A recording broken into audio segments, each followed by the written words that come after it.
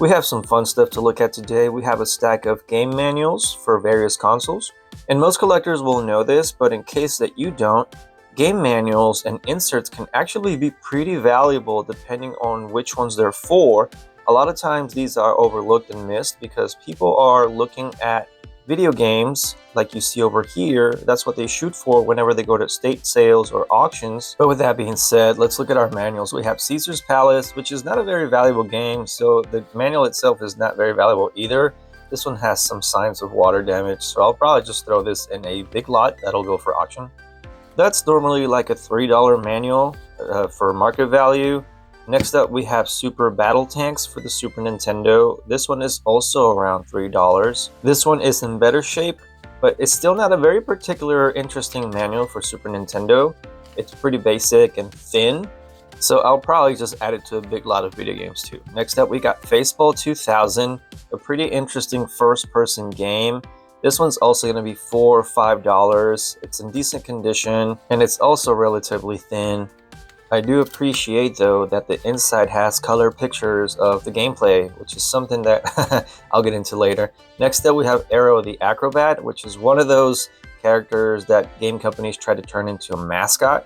We're looking at about a $6 to $7 manual. This one's in okay condition. You can see that around this time companies had started using 3D graphics for their promotional material.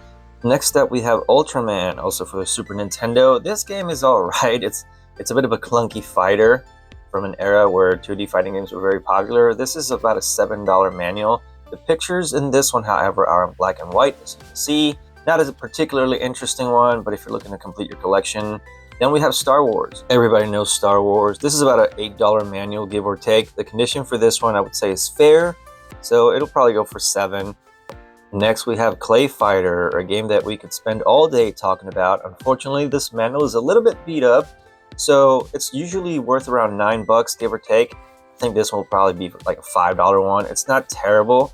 I just like to give good quality products. And here's an example of why we're making this video. Companies used to put so much care and thought into putting out manuals for us. All the lore and additional artwork in them was always very welcome. Next up, we have Hook for the Super Nintendo. This is actually a pretty fun game. I recommend that you play it at least once if you've never done so. Look who made it. It was Sony ImageSoft. So for those of you who like gaming history like I do, there's some more Sony Nintendo lore. Having a look at the inside, again, you can see we got color pictures, we got detailed maps, descriptions, lore. Maybe someday this kind of stuff will make a comeback. That's about a $9 manual, by the way. Smart Ball is also going to be $9. This one's in okay condition. Not a particularly popular or sought after game, but I do appreciate the anime art style. Here we have Space Football, also for the Super Nintendo. Not a very valuable game. The manual is going to be also around $9. Next up, we have one that everyone should recognize, and that is Street Fighter 2, a game that revolutionized fighting games. Next up, we have Fatal Fury, which actually has its origins in Street Fighter, if you want to do some research on that one. This is also going to be around $9. SNK, Neo Geo, Takara games always have great artwork. The manual is no exception. We got color pictures and detailed information on the fighting mechanics. Next, we have Daffy Duck Marvin Missions. This manual is going to be around $11 to $13. From here, we're going to have double-digit manuals. We have Maximum Carnage, which is a pretty fun game. It's kind of hard, but it was really cool. If you've never played it, you definitely need to give it a chance. The way that you can call in other superheroes to come help you definitely felt very cool when playing this as a kid. The manual is colorful and, of course, as expected, has a lot of illustrations. Next up, we have Arcana by none other than HAL. This is an RPG dungeon crawler. The manual is going to float somewhere around $20.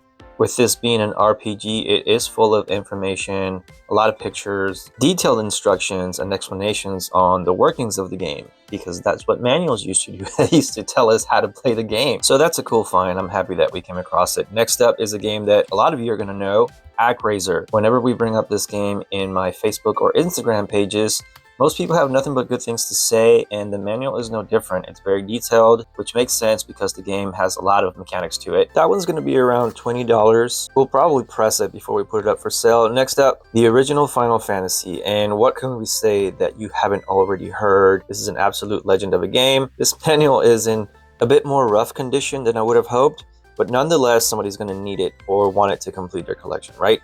And as I was mentioning before, you can see all the care and attention that used to go into these.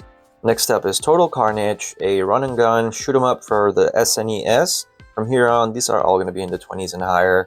This manual is on the simpler side and kind of thin. The illustrations are a bit basic, which is kind of odd. Next, we have Battletoads and Double Dragon for the Super Nintendo. This is going to be about a $25, $27 manual. These beat 'em ups were pretty fun, and it was very creative that they decided to put these two IPs together. So kudos to TradeWest for doing that. And the next one is also a Battletoads game. This one is going to be $28 to $32 based on condition. And I would say that it's not as hard as the original one for the Nintendo. The inside is very colorful, with big pictures, really filling up that nostalgia meter with all the graphics and bright, colorful designs. So that's Battletoads Battle Maniacs. Next up, we have Weapon Lord. This is going to be a $31 to $34 game manual. This is a fighting game, so as we would expect, the fighting mechanics are described, and we get some of the button combinations for the special moves. And it does have a good amount of artwork and color pictures. Overall, a nice looking manual. So that's going to make someone very happy when they receive it. This next game needs no introduction. Super Metroid, a game that we can practically consider perfect. This manual goes anywhere from 35 to 45 based on condition.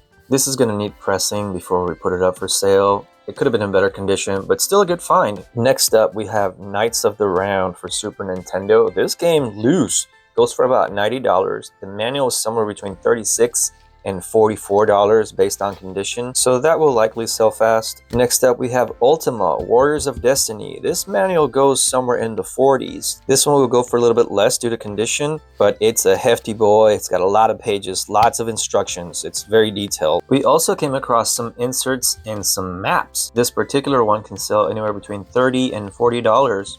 We also have a couple of posters. The ones that you used to get in your games during the Super Nintendo era were just awesome. This one has Star Fox, back when all the promotional material for the game used to have those puppets.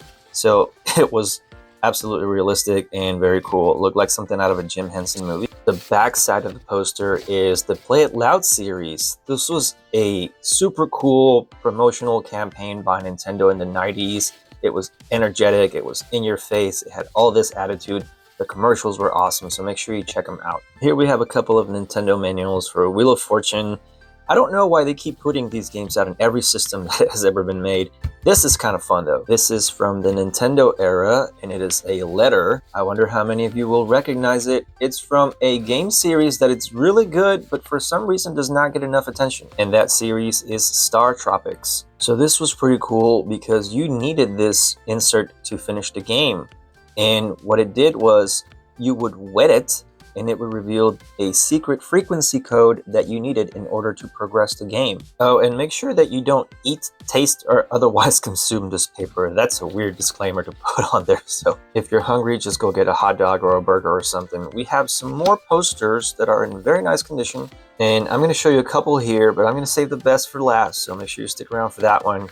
This poster is for some Nintendo games. We have Mario 3 on this side, and the back is going to have Zelda, Punch-Out, Metroid. I wonder if this is after the Tyson scandals. If you look at that picture of Punch-Out, it doesn't have Mike on it. Here we have another map. This one's going to be for Mario is Missing. And whoever had this made full use of it. As you can see, they wrote different codes on the map as intended by Nintendo. So that will lower the value some, but because it's in good condition, it won't be too much. All of these posters, by the way, are in the teens and 20s as far as resale value. And I know I already mentioned it earlier, but looking at all this stuff just takes me way back and really makes me miss all this attention to detail that companies used to put in their products.